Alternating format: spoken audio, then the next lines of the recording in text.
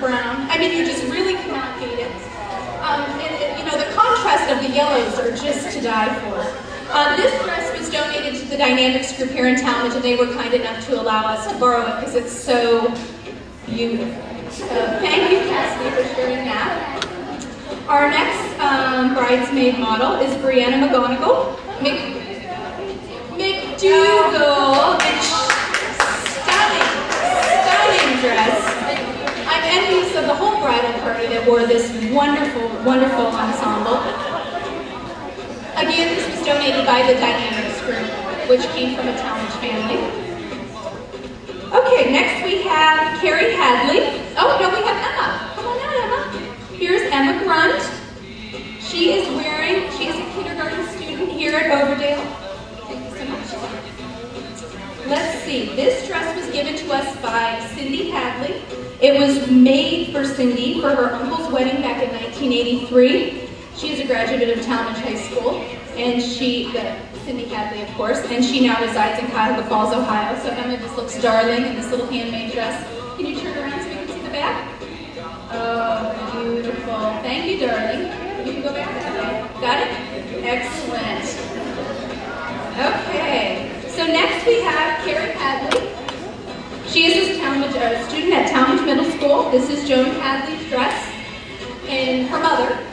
And Carrie is wearing, this is her mother's dress, I'm sorry. She was a maid of honor in her sister's wedding back in 1981. So I think that's pretty amazing. Her daughter is wearing her dress. So turn around and let me see the back. This one is actually quite decent. It's beautiful, I think. And the story that Joan told us about the dress was the dress was originally supposed to tie in the back. So the opening would have been in the back, so it would have been closed in the front, but she didn't like that at all. We had to have the front a little open. So she actually had it altered so she could tie it in the front. So I think that's beautiful, beautiful dress. Thank you, dear. Okay, so let's see here. Next, moving along, we have our PTA parents. And we wanted to start out showing some of the dress of the PTA folks. So Beth Sands is coming out. Beth was not prepared to wear this outfit, so just ignore her from the waist down. But this outfit was donated by Joan Trent. It was actually, the PTA folks of the past used to get very dressed up. Hats, coats, gloves, the nines to come to these meetings.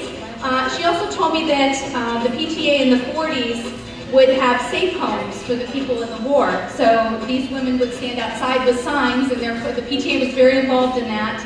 And when someone needed a safe place to be, they knew that these women had safe places for them. So that is that. And her wonderful, wonderful, you can stay up there because you're so cute. Okay. Because I just want to embarrass you for as long as I can. And Beth is also the president of Dunbar School. So we thank her for doing that. Joan had a funeral and couldn't make it, so she was nice enough to step in into that wonderful furry dress. Or furry coat, I guess. Okay, next we have Carmen Thompson. And Carmen is the way we dress today. Cell phone in hand, comfortable shoes, no gloves, no hats, no purse. Oh, you always have a purse though, but she's showing the modern PTA mom. So we thank Carmen for coming. Carmen is on my board. She is my secretary, so I appreciate all of her help. Okay, now we have the reality of the PTA world.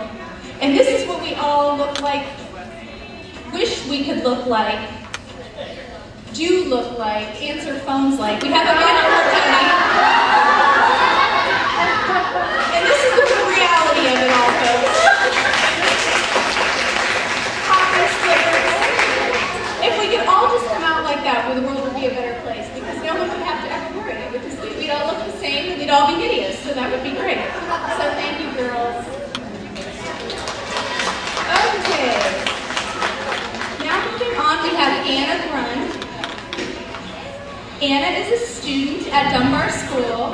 She is wearing Joan Hadley's Girl Scout uniform from 1970, so it's now about 37 years old. The dress code obviously back then was much more formal. Dresses. Turn around, Anna. Let's see the back of you. Oh, so cute. And all our badges. Very nice. Okay, now we have our modern brownie. And this is Erin Parsons. She is a 3rd grader at Dunbar. Christine is her mom. And so you can see the difference, quite a big change. And the girl we were talking with, the Girl Scouts need to get back to wearing all their dresses because it's so much cuter in the berets. I just absolutely love it. Turn around and see all those badges. Wow, look at that for a birthday. So thank you, that's pretty great. Thanks, girls. Okay, and next we have Morgan McNeil. Morgan is my partner because she's my current cheerleader. This was actually my cheerleading uniform from when I went to high school. I did not grow up here. I'm from Erie, PA, and I went to Academy High School, and my school closed my 11th grade year, so I was allowed to keep all my uniforms and all my band uniform was pretty scary, so I didn't bring that gaudy ensemble, but I could actually still wear this, so I'm very proud to say that this is my high school cheerleading uniform. And this is Morgan McNeil. This is Connie McNeil's daughter. She is Dunbar's 2nd grader, and this is the Tallmadge football cheerleading uniform. So I think they haven't changed all that much actually from, mine was only in the 90s, but still, cheerleading uniforms. I was hoping to get a real long one from when they were the real long ones, but thank you so much. Okay, let's see, now we have Hannah Cochran.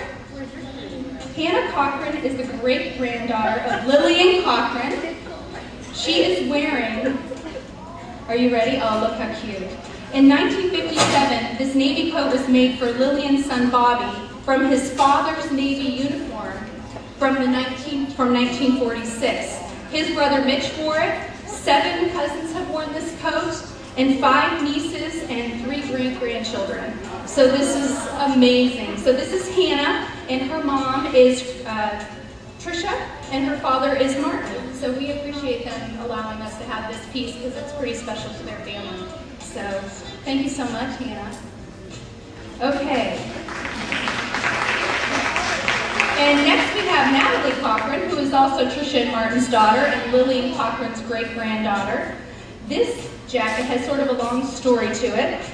It was actually made by Lillian. It was made from a coat that her husband's aunt, who was a teacher at Overdale, gave to her, and she decided to make it into a coat for her daughter out of the coat that was given to her. So she made the hat and added the white fur. It was just a black coat. So she added the fur and made the muff for her daughter. So, very nice. Thank you, Natalie.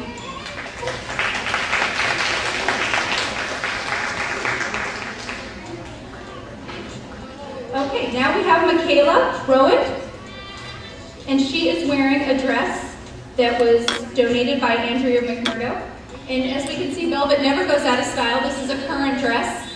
Do we have the other velvet dress? I think we're missing one more, but that's okay, we'll skip over that. Michaela is a 4th grader, and turn around, let me see the back of your dress. Very, very lovely. Thank you very much. Okay, next we have Holly.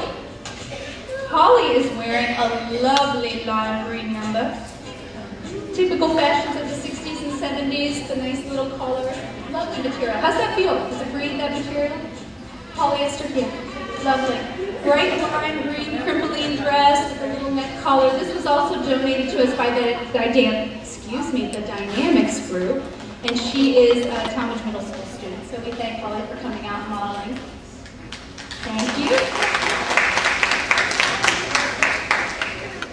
Okay, now most of you will remember these. Many of you would want to forget them, but I think they are absolutely my favorite. So first we have Cheryl Gall. She is a mom with kids in Dunbar and Monroe schools. She's wearing an outfit that was also donated to us from the Dynamics. A wonderful floral green pattern. Lovely. Can you imagine a room full of that?